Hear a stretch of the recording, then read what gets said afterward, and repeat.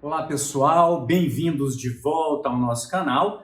E a temática que hoje nós vamos abordar aqui é o terceiro elemento do delito na teoria analítica, quando observado sob a ótica da teoria tripartite, aquela que fragmenta esse fenômeno que é o delito, tá? Em três elementos a serem analisados. Então, se vocês buscarem aqui no canal, vocês vão ver que nós já analisamos o primeiro dos elementos, o fato típico, o segundo dos elementos, que é a antijuridicidade ou ilicitude, e agora nós vamos olhar o terceiro dos elementos, que é a culpabilidade. Relembrando que, para quem adota a teoria bipartite do crime, esse não é um dos três elementos, isso aqui é um pressuposto de punibilidade, então muda um pouco. Só que vamos analisar sob essa corrente majoritária que considera a culpabilidade como o terceiro dos elementos do delito. Então, olha só,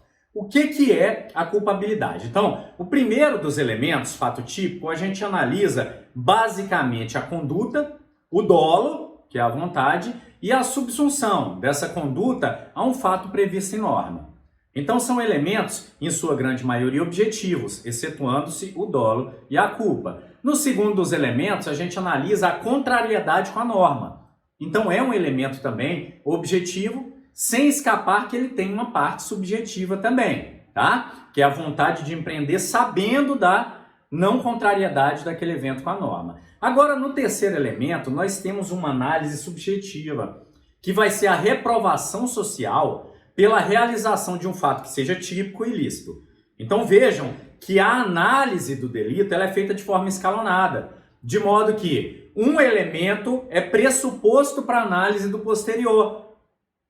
De forma prática, se analisado que não há um fato típico por falta de algum dos seus elementos, não se analisam os demais elementos. Se analisado que não há ilicitude, não há contrariedade com o ordenamento jurídico, não se analisa a culpabilidade. Então a culpabilidade é o último dos elementos a serem analisados, tá? Vai ser um juízo valorativo sobre o fato e sobre o autor.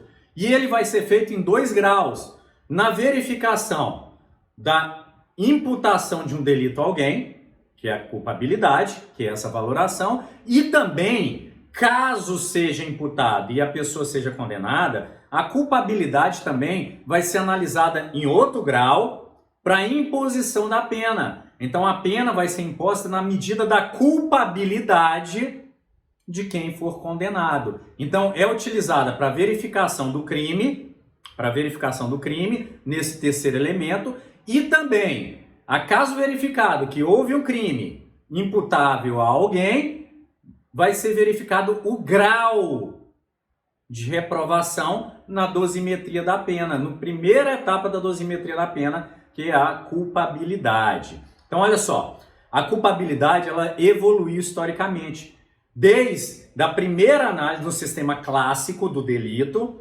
até o sistema atual que a gente adota, que é o sistema finalista, que é o sistema adotado pelo Código Penal brasileiro. Então, no sistema clássico, era representado pelo dolo e pela culpa. Então, a análise da culpabilidade era a análise dos elementos que hoje estão no fato típico, o dolo e a culpa. Então se analisava a subsunção do fato à norma e o dolo e a culpa só no final. O que trazia, como a gente viu lá atrás, alguns problemas. Como, por exemplo, identificar qual que foi o crime tentado.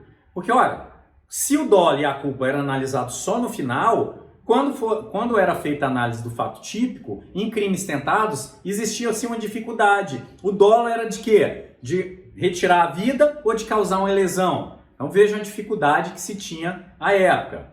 Passamos para o neocantismo, ou o sistema neoclássico, que trouxe a teoria psicológico-normativa. Então vejam só, o crime cometido por imputável, que age com dolo ou culpa, se exigido comportamento diverso. Então primeiro analisava o crime. Se é o crime, verificava se há imputabilidade. E aí se analisava o dolo ou culpa. Então persistiam algumas daquelas falhas do sistema clássico, ainda que se tivesse dado um passo fundamental para a evolução da análise da culpabilidade. E a teoria adotada hoje no sistema finalista, que é a teoria que nós adotamos no Código Penal brasileiro, é que é a teoria normativa pura, que é a que nós vamos estudar hoje. Então vejam, o dolo e a culpa passou para ser analisado no primeiro elemento do delito, juntamente com o fato típico, porque no finalismo tem-se uma conduta dirigida a um fim, por isso finalismo. Então tem que se analisar o dolo juntamente com a conduta, porque olha, conduta é um ato de vontade direcionado a um fim específico. Como que se identifica esse fim específico? Através do dolo ou a culpa. Então, ele foi migrado para o primeiro elemento do crime. E lá no último elemento, na culpabilidade, que nós vamos fazer a análise de exigibilidade de conduta diversa, da imputabilidade penal e outros elementos. Então, olha só. A análise do delito, ela é sempre escalonada. Então, nós vamos ter primeiro um fato típico, na primeira análise. O fato é típico. Depois, vamos verificar se é antijurídico e os seus elementos. E no final, sendo fato típico e antinormativo, ou antijurídico, tá? Nós vamos verificar a culpabilidade, que é um juízo valorativo sobre a pessoa. Então, vamos ver sobre a ótica finalista. A ótica finalista, ela exige que façamos uma análise de uma conduta, não só como ato voluntário, mas um ato voluntário consciente com uma finalidade específica. Então, ato voluntário consciente com a finalidade específica. E por isso teoria finalista, tá? Deve ser antinormativo. E para análise do último elemento, deve-se verificar que o agente é imputável, que tem agido com potencial consciência da ilicitude do fato e que não fosse exigível conduta diversa. Se for exigida uma conduta diversa, ele não poderia praticar o crime. Então, há uma reprovação. Então, vejam, é uma análise da reprovação. A imputabilidade quanto à reprovação de alguém que tenha consciência. Então, olha só, consciente, ato voluntário consciente, tá? Sabendo que é um fato antinormativo, então, a vontade de cometer um crime, tá? Exigindo-se conduta diversa. Então, em uma situação em que se exigiria uma conduta diversa daquela que foi adotada no momento do crime. Culpabilidade material é a análise que recai sobre o fato e autor no momento da imposição da pena. Então, como eu falei para vocês, a culpabilidade, além de ser o terceiro elemento a ser analisado para identificar a existência de um delito, ele é utilizado também a culpabilidade para imposição da pena. Então, qual que é o grau de imposição da pena? Lança-se mão da culpabilidade. Então, uma série de elementos vão ser analisados para verificar a maior ou menor reprovação, para verificar uma maior ou menor imposição de pena com relação ao agente. Isso constitui o princípio da individualização da pena também após o réu condenado, tá? Então vai incidir lá no artigo 59 do Código Penal. Lá no artigo 59 vai trazer essa culpabilidade material. Nutt chama ela de culpabilidade material. A co-culpabilidade é o nome que Zaffaroni, de uma teoria, isso baseia uma teoria que Zaffaroni e Pirangeli, eles trouxeram relativas, olha só, a possibilidade de mitigação da culpa do acusado, do condenado, tá? Por conta da omissão do Estado. Então, em alguns casos, quase que a omissão do Estado guia aquela determinada pessoa ao cometimento de um crime. Então, uma série de condutas negligentes vão fazer com que, para quem o Estado tem uma participação conforme a esperada constitucionalmente, não vai afetar em nada. Para aquelas em que o Estado sempre foi negligente, haja uma mitigação da pena. Então, nós vamos ter isso lá nas circunstâncias atenuantes, na dosimetria da pena, sendo possível uma redução quando pessoas foram absolutamente alijadas dos seus direitos e garantias fundamentais por absoluta ausência estatal. Então, nós estamos em uma sociedade desigual e essa teoria, cunhada por Zaffaroni, ela busca que o Estado seja corresponsabilizado. Não que o Estado vai pagar, mas que isso mitigue a culpa daquele agente. Claro, isso aqui não é uma salvaguarda para o cometimento de crime. Isso não vai excluir a existência do delito, que é o que nós estamos estudando aqui. Vai ter afetação na aplicação da pena. Na aplicação da pena, tá? Trazendo uma mitigação com relação, vejam só, desiguais tratados de maneira desigual. Vai ter uma mitigação com relação àqueles que sempre tiveram a presença do Estado na garantia dos seus direitos fundamentais, tá? Então, feitos esses prolegômenos aí, esse introdutório, vamos ver agora as excludentes de culpabilidade em espécie. Vamos ver cada uma delas. E aqui, gente, eu já trago uma tabelinha em que a gente consegue verificar quais que são os elementos da culpabilidade e quais que são as causas dirimentes de cada um desses elementos. Então, o primeiro deles aí é a imputabilidade.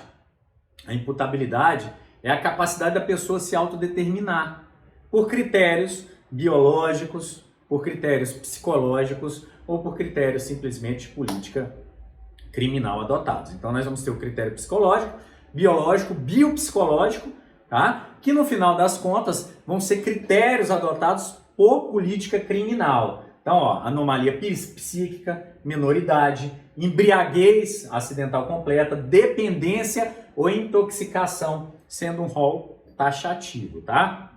Então a primeira delas é verificar se é imputável, ou seja, se a pessoa tinha condição de autodeterminar-se diante dos fatos. Então pode ser que uma pessoa absolutamente louca, né, decorrente de uma doença mental, ela não consiga se autodeterminar diante dos fatos. Então ela comete um fato típico, ilícito, mas não é culpável, porque ela não consegue se autodeterminar, não há reprovação, exatamente por ela não ter a capacidade. O direito penal é isso. O direito penal são escolhas. A culpabilidade explica muito bem isso pra gente. O direito penal se pune muito mais a escolha errada, a escolha equivocada, como um dos instrumentos behavioristas sociais. Então são instrumentos de controle social. Olha, não faça isso que você vai ser punido. Faça isso. Então é essa escolha errada, incidindo em um fato típico, antijurídico, tá? Que se feita conscientemente por alguém que seja imputável, vai gerar a imposição de uma pena, tá? Erro de proibição, a pessoa não saber que é errado por alguma forma, nós vamos ver que não é sempre. Coação moral irresistível, na exigibilidade de conduta diversa. Obediência hierárquica, 2 aqui como roles exemplificativos. Nós podemos ter causas supralegais de exigibilidade de conduta diversa. E essa é uma análise, gente, que se faz no caso concreto, verificando se a pessoa não tinha outra forma de agir que não aquela típica e ilícita. Então é a verificação da possibilidade de uma conduta diversa da que foi tomada. Escolha, mais uma vez, escolha. Excludente de imputabilidade. Então vamos lá. A primeira excludente é de imputabilidade. É a verificação se um crime pode ser imputável a alguém.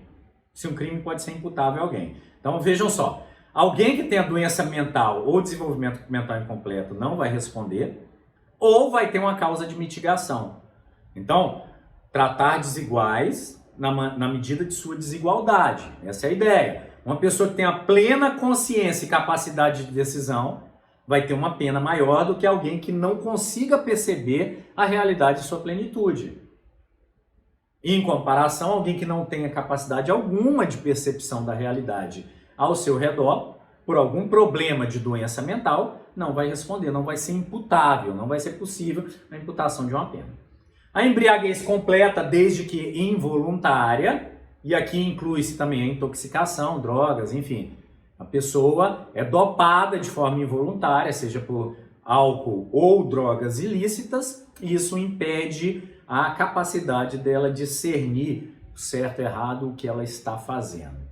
Dependência por intoxicação, nós temos uma específica na lei de drogas, artigo 45 e 46, e a menoridade é uma escolha de política criminal de uma idade em que se considera que a pessoa tem a plena formação para entendimento do caráter ilícito de um fato.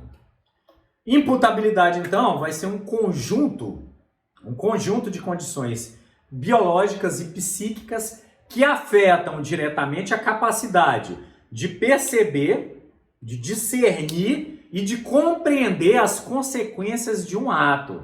Então olha lá, possibilita manifestar-se com entendimento das consequências que advêm do comportamento. Então veja, é entender o que está fazendo e as consequências do que se está fazendo.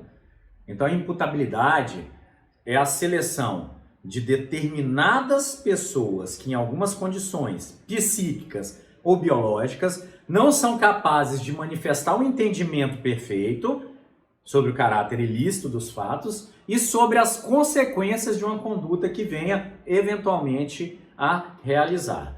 Nós temos 3 critérios que são adotados em sistemas jurídicos diversos. O critério biológico, que leva em conta o desenvolvimento mental, pouco importando o discernimento e a compreensão. Então, vai levar em conta um caráter puramente biológico. Por exemplo, a maioridade penal no Brasil. Claro que nós temos pessoas menores de 18 que têm um perfeito discernimento e compreensão da realidade que a cerca. Mas, por política criminal, escolheu um marco temporal de 18 anos. Entendendo-se que, na média, quem está abaixo de 18 anos não tem plena capacidade de compreensão e quem está acima tem. Professor, mas isso foi escolhido como? Política criminal. Foi uma escolha da sociedade. Simplesmente isso. Não há nenhum critério científico por detrás disso. Psicológico vai levar em conta a capacidade em si de discernir e compreender, tá, a conduta. Então, leva a capacidade de discernimento. Nós não temos isso hoje no nosso ordenamento. No código anterior, na normativa anterior, nós tínhamos o caráter psicológico. Então, qualquer fato que impedisse o discernimento e compreensão quanto à conduta adotada. Qualquer fato. Então, vejam, eram puramente psicológicos. Hoje não temos isso. Nós temos o biopsicológico e o biológico. E o biopsicológico, aproveitando, significa o desenvolvimento mental correlacionado com a capacidade de discernimento e compreensão. Então vejam, nós vamos ter alguém que pode ter uma doença mental, mas que não afete o discernimento. Então vejam, pode ter uma parafilia, um distúrbio psicológico que não afete. Então o psicopata, por exemplo, ele tem um distúrbio psicológico, fisiologicamente, biologicamente comprovado, mas que não afeta o discernimento e não vai impedir que ele seja imputável. Vejam, há uma absoluta compreensão, não afeta a realidade, tá? Apesar de ser uma doença mental. Então, se fosse utilizado só o critério biológico para doenças mentais, decretado uma doença mental, que se inclui lá na CID, né? Em uma CID, já evitaria-se a imputabilidade. Mas não, além da doença, tem que ser provado que essa doença impede a compreensão da realidade. Biopsicológico. Tá? O Código Penal adotou esses critérios, como nós falamos, doença mental, biopsicológico, maioridade penal, critério biológico, não havendo adoção do critério psicológico no atual Código Penal brasileiro. Então vamos lá. Primeiro elemento da imputabilidade, um dos elementos da imputabilidade, é a análise da doença ou do desenvolvimento mental incompleto. Então são enfermidades que sejam geradas por patologia, tá? Que venham a afetar as funções psíquicas. Então são enfermidades biológicas que afetam a capacidade de compreensão. E elas têm 2 ordens de grandeza com diferentes implicações para o processo penal. Quando identificada a absoluta incapacidade de compreender o caráter ilícito do fato e determinar-se diante dessa compreensão, então quando é absoluta incapacidade, vamos ter como consequência a absolvição imprópria. Então vejam, a inimputabilidade por doença mental não impede a formação do delito.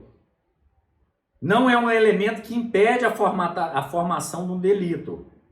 Ele impede a aplicação de pena, ensejando a absolvição imprópria, com a consequente imposição de medida de segurança. Tá? A incapacidade relativa, ela vai gerar uma redução de pena, entendendo-se que não há uma perfeita compreensão do caráter ilícito e das consequências. Tá? Então, uma mitigação da pena. Se verificada no inquérito ou no processo, essa doença mental, essa patologia, vai instaurar-se um incidente de insanidade mental. Quem tiver curiosidade, nós temos uma videoaula nossa aqui no canal que fala sobre o incidente de insanidade mental, ok? Instaurando-se, verifica-se o grau de insanidade e o momento da insanidade. Quando a insanidade se deu no momento do crime, vai se ter uma redução de pena, se a incapacidade for parcial, ou uma absolvição imprópria, se a absoluta incapacidade. No curso do processo, quando identificada que a doença mental ela surgiu no curso do processo, vai levar à suspensão do processo. Até quando? Até a melhora do paciente, tá? Não vai levar à absolvição sumária. Não deixa de ser um crime por conta dessa excludente de ilicitude. Então, atenção, a doença mental, ainda que completa, não leva à exclusão do crime. Só gera uma consequência diversa, que é a imposição de medida de segurança. Embriaguez completa e involuntária. Então, vejam, tem que ser completa e tem que ser involuntária. A embriaguez, eu trago aqui uma classificação doutrinária do que é a intoxicação corporal, o álcool causa isso, intoxicação corporal, aguda e transitória, que é causada pelo álcool ou por outra substância entorpecente, viu? Qualquer outra droga. Pode até ser um remédio lícito também. Podendo progredir de uma ligeira excitação, é o estado inicial do álcool, né? Tem aquelas etapas, euforia, tristeza, raiva, empoderamento, até o estado de paralisia e coma. Então, esse estado máximo, antes, claro, da paralisia e do coma, em que a pessoa está completamente embriagada, incapaz de perceber o caráter ilícito do que está fazendo, ela é o alvo dessa nossa excludente aqui. Mas vejam, ela tem que ser completa e involuntária. Então, vamos trazer aqui algumas tabelinhas para a gente fixar. Olha só, no caso de embriaguez acidental, por caso fortuito ou força maior. Então vamos lá, involuntária, porque é acidental, involuntária, então a pessoa está tomando uma bebida e é colocada uma droga. Vejam só, embriaguez não é só álcool. A pessoa está tomando um drink e é colocada uma bebida, uma droga. Inclusive ontem no Fantástico teve um caso assim, só que essa droga fazia a pessoa desacordar-se, né? Então veja só, coloca-se uma droga, então vejam só, a pessoa não sabe e fica completamente embriagada. Olha só, excluindo a capacidade de autodeterminação e entendimento. O que vai acontecer? Vai excluir a imputabilidade. Excluída a imputabilidade, não ocorreu o delito. Então não se formou o delito porque um dos elementos rompeu-se, tá? Se por acidente, que é caso fortuito ou força maior, foi incompleta, a pessoa tinha uma leve noção, mas não total, vai ter uma redução de pena. Então vejam, segue aquele mesmo critério da doença mental.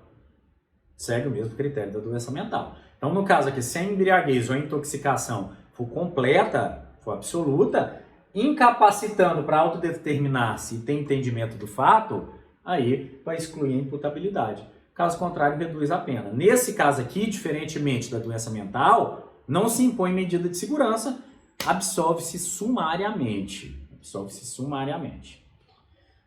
Outras modalidades de embriaguez, nós temos a embriaguez não acidental, a voluntária, o agente quer embriagar-se. Vejam, quer embriagar-se, não para cometer um crime.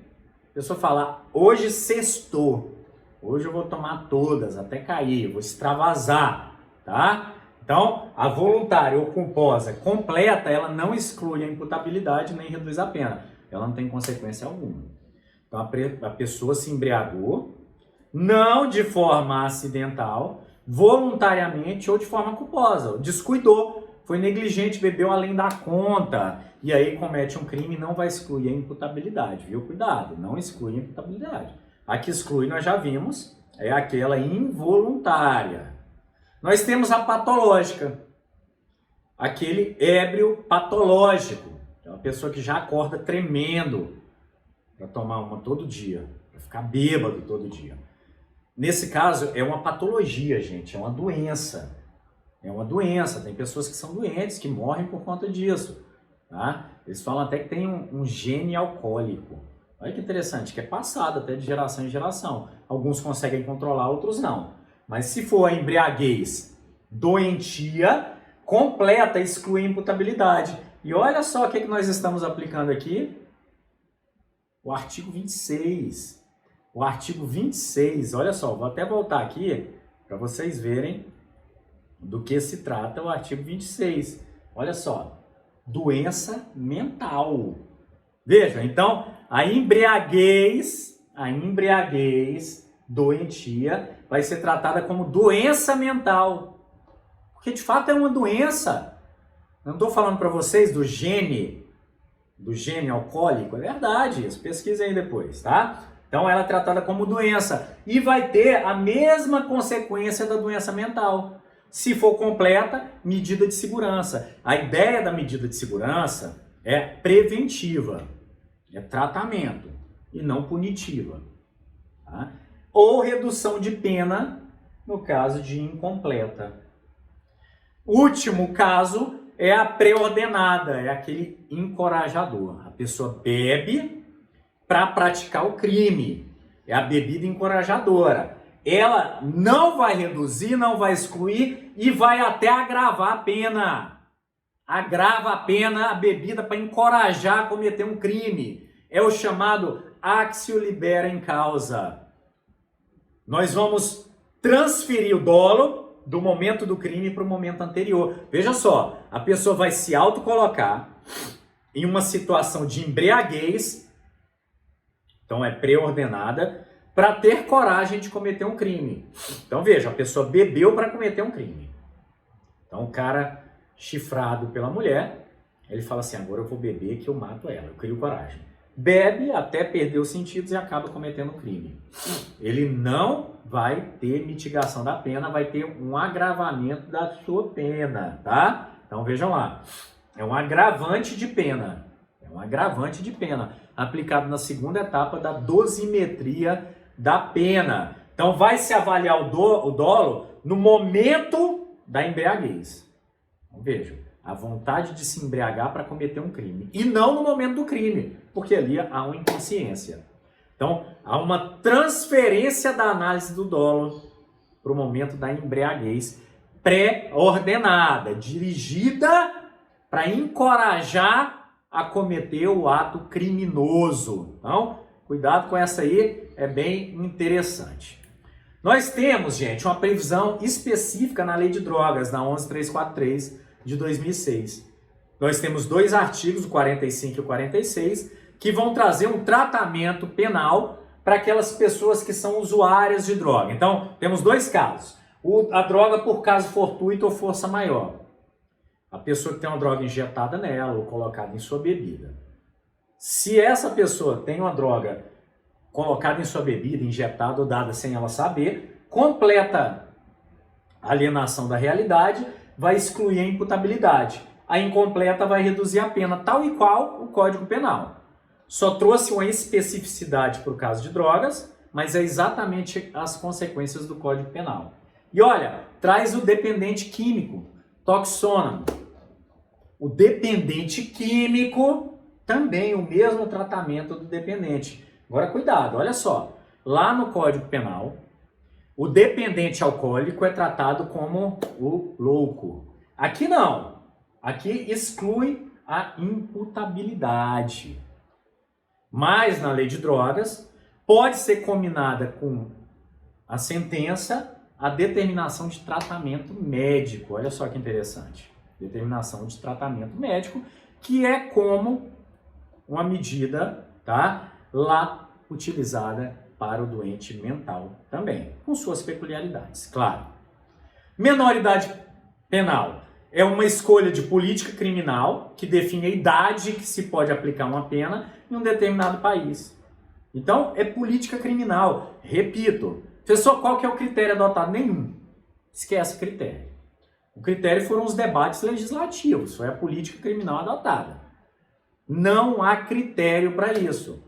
É só uma determinação de política criminal para uma idade que é razoável pelo entendimento legislativo, que deveria refletir a vontade do povo para a aplicação de pena. O Pacto de São José da Costa Rica, ele deixa livre para cada estado parte escolher a sua idade. Cada estado parte define a idade, ok? O Tribunal Penal Internacional, através do Estatuto de Roma, coincidentemente ele pune também só maiores de 18 anos. Está lá no Estatuto de Roma. Salvo engano, artigo 26, mas pode conferir lá. O Estatuto de Roma vai trazer a inimputabilidade também para os maiores de 18 anos. Gente, vai alterar de país para país. Tem países como os Estados Unidos, que por conta do Pacto Federativo, cada estado que vai trazer essa definição. Enfim, há idades das mais diversas possíveis, não há nenhum critério, a não ser escolha de política criminal. Os menores de 18 anos não tem legitimidade passiva ad causa no Brasil, não pode figurar no polo passivo da demanda, tendo processo próprio. Olha só, até 12 anos considera-se como criança e essa não comete crime nem mesmo ato infracional. Esse foi o critério adotado pelo ECA. Entre 12 e 18 anos, nós temos a figura do adolescente. Esse comete ato infracional e é sujeito a medidas socioeducativas.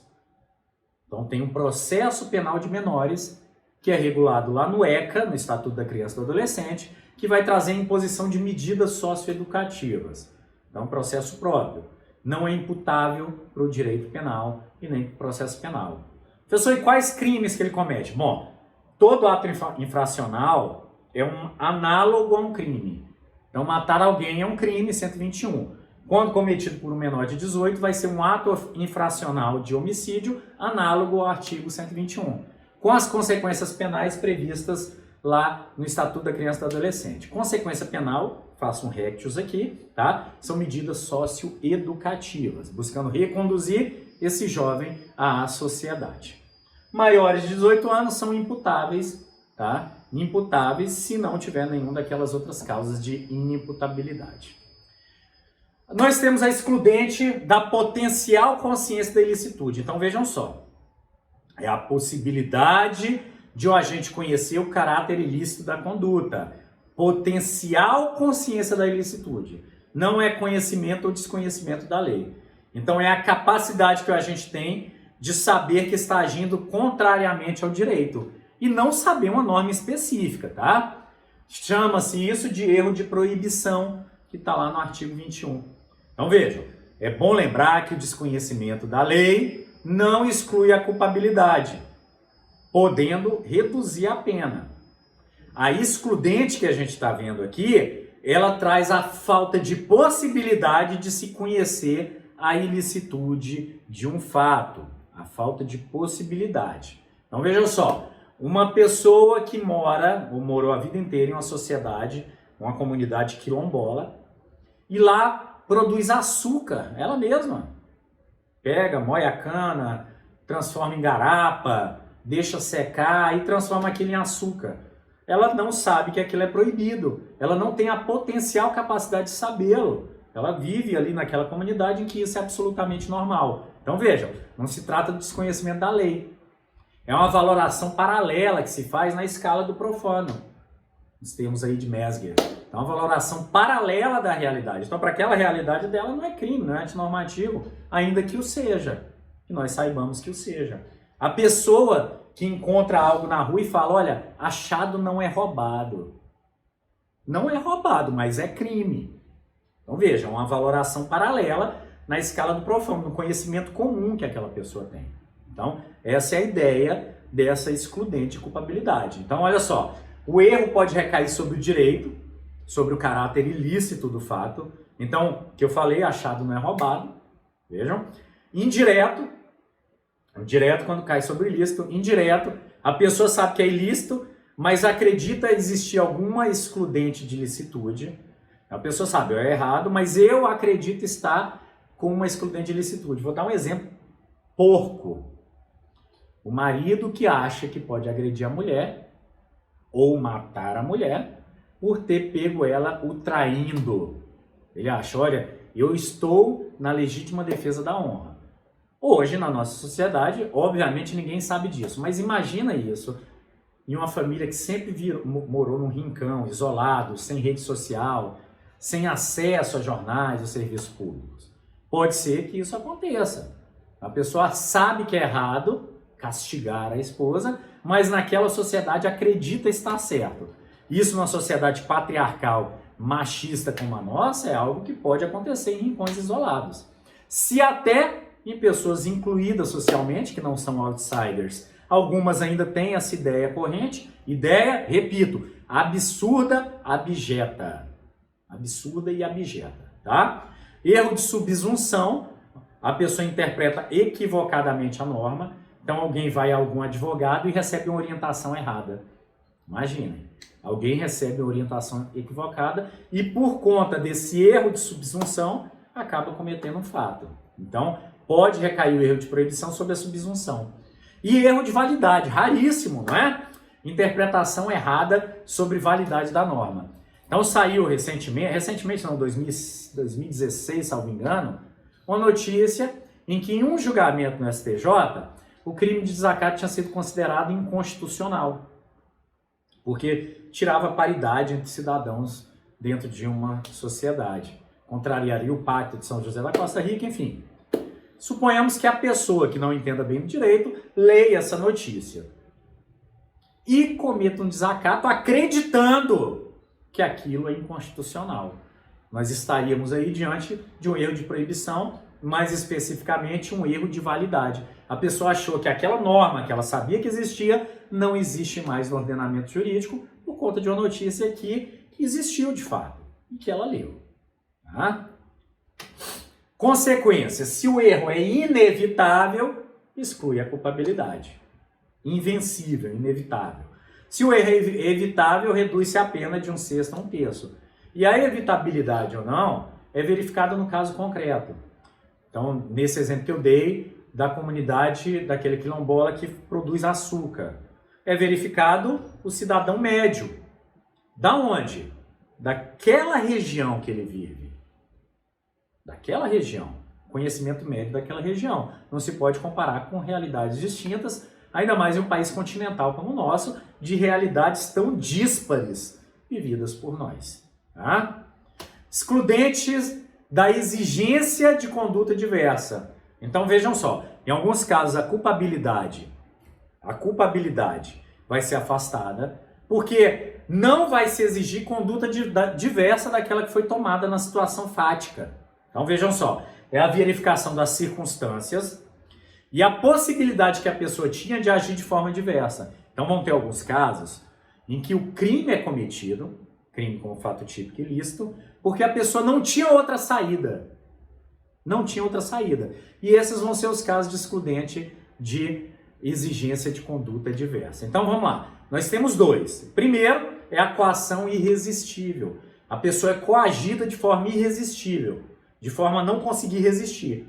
Então, requisito que a coação seja irresistível, que a pessoa seja coagida de forma irresistível e vai se ter como consequência a punição só de quem foi o coator, quem coagiu o outro a fazer aquela conduta, tá? Então, olha só, é preciso de uma ameaça de dano grave, que essa ameaça de dano grave seja contra o coato ou pessoas queridas, então a quem cometeu o ato, ou a pessoas queridas. Então, por exemplo, assaltantes de banco vão na casa do gerente, sequestram a família e ligam para o gerente, olha, se você não ir no banco, pegar todo o dinheiro e nos entregar, que está no cofre, nós vamos matar a sua família. Então vejam, nós temos aí o coator, os criminosos, o coacto, o gerente do banco, e a vítima, que é o banco. Olha só, o gerente vai cometer um furto, é um fato típico ilícito. Subtrair coisa alheia móvel. Ele subtraiu. Mas por quê? Porque não se exigiria conduta diversa àquela do gerente, porque ele estava sofrendo uma coação moral irresistível. Ele não, especificamente pessoas, entes queridos. Então ele não conseguiria evitar o perigo e não poderia resistir à ameaça. Então, olha que interessante. Há uma coação irresistível que obrigou a que ele cometesse um crime. Então, analisando o contexto, verificaria que qualquer pessoa nessa situação não sacrificaria seus entes queridos para evitar aquela conduta. Então, não se exigiria conduta diversa daquela pessoa. Então, coação irresistível. A segunda que nós temos legal é a obediência hierárquica. Olha só, ela exige como requisito uma ordem de legalidade duvidosa, dada por um superior. Então vejam, não pode ser uma ilegalidade evidente. Tem que trazer dúvidas sobre a legalidade ou aparentar legalidade, tá? E vai se punir o autor da ordem do mesmo jeito. Então vejam só, nós temos a ordem ilegal, a legal e a de legalidade duvidosa. A ordem ilegal, quem vai responder? É quem deu a ordem e quem cumpriu a ordem. Então, não há excludente para a ordem legal. Ordem legal, o superior e o subordinado estão no estrito cumprimento do dever legal. Então, ordem legal não traz nenhuma consequência, até porque foi cumprida a lei. Agora, a ordem de legalidade duvidosa, o superior responde, que vai ser o autor mediato, vejam só, ele utilizou o subordinado para cometer um crime. Então, ele é o autor mediato. E o subordinado não vai ter pena. Por quê? Não vai haver crime para o subordinado. Tá? Então, vejam só. A obediência hierárquica também, ela engloba 5 elementos aí. Primeiro, a existência de 3 partes. Como a coação, tá? Superior, subordinado e vítima. Então, subordinado, o delegado chega para o seu agente. Olha, acabei de lavrar o auto de prisão em flagrante, pode conduzir fulano à cela, sendo que o flagrante foi absolutamente legal. Então, o agente viu o APF, viu a guia de recolhimento e recolheu a cela. Então, vejam, quem vai responder é o delegado que deu a ordem de legalidade duvidosa. A gente não teria como saber disso. Estou supondo que não teria. Ordem de autoridade competente, no caso que eu dei o exemplo. Estrito cumprimento da ordem. Então, vejam, o agente tem que cumprir sua ordem. Esse exemplo que eu dei. O delegado fala, olha, agente, está aqui a guia de recolhimento do preso. Pode conduzi-lo à cela. O agente, além de conduzir para a cela, dá uma surra. O delegado não mandou dar a surra. O delegado vai responder pela ordem de prisão ilegal e o agente pelo que fugiu ao estrito cumprimento da ordem. Relação de subordinação, está exemplificado no que eu falei, e que a ordem não seja manifestamente legal. Ela tem que ter aparência de legalidade, tá, gente? Aparência de legalidade. Para finalizar, nós temos as causas supralegais. Causas supralegais são aquelas que excluem a exigência de conduta diversa. Então, eu trago 2 para vocês. A primeira, objeção de consciência. Então, vejam, são termos da cláusula de consciência que trazem a isenção de pena àquele que, por motivo de crença, pratica a consciência ou crença, pratica o injusto penal, desde que não ofenda direitos fundamentais. Então, eu trouxe um exemplo bem simples aqui. Sujeito que deixa de obedecer a intimação, então comete um crime de desobediência, tá? Porque o ato aconteceria em dia proibido por sua religião. Vejam, ele não comete a desobediência. Vai ter um fato típico, antijurídico, mas não culpável, por conta de uma causa supralegal, a objeção de consciência por conta do motivo religioso, motivo de fé. Nós temos aí, para finalizar, a desobediência civil, é o legal direito à resistência que existe, tá? É algo utilizado em última instância que busca retomar o ordenamento jurídico à sua ordem correta, tá? Então, no final das contas, ele busca a inovação e não a destruição do ordenamento jurídico. Então, deve buscar a proteção de direitos fundamentais e que o dano causado não seja relevante. O Supremo julgou um caso dessa forma, que foi a invasão de terra por pessoas ligadas ao Movimento Sem Terra, MST, em um caso em que as terras eram improdutivas, não houve violência, não houve ameaça, tá? E ainda assim, tinha sido imputado aos invasores dessa terra improdutiva, vejam só, no julgado, salvo engano, 2006, no STF, tinha sido imposta a pena de invasão, de esbulho, enfim, né? O que acontece? O Supremo decidiu que havia uma causa supralegal de excludente, que seria a desobediência civil. Eles buscavam a garantia de um direito fundamental para pessoas, que era o direito à sua terra, à sua moradia. Beleza, pessoal? Aqui a gente encerra, então, o estudo aí das excludentes de culpabilidade, o terceiro elemento do delito, e aqui a gente consegue fazer a formação do estudo dos 3 elementos do crime, do delito na teoria tripartite, sob uma ótica finalista. Ok? Então, fiquem com Deus, se protejam e logo mais nos veremos na nossa próxima aula. Até mais.